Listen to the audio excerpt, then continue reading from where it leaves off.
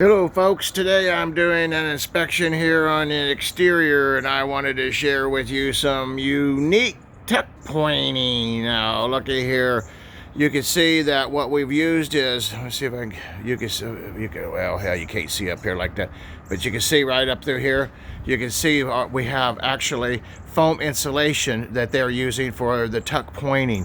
Goes all the way up to the top up here. Look at that, my stars.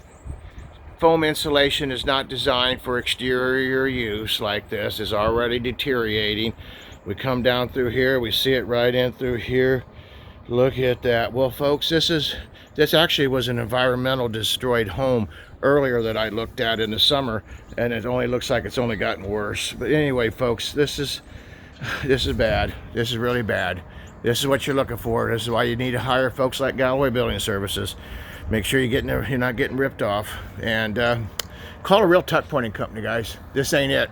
Have a great day. Galloway Building Services. Hope you enjoyed our videos. What a catastrophe.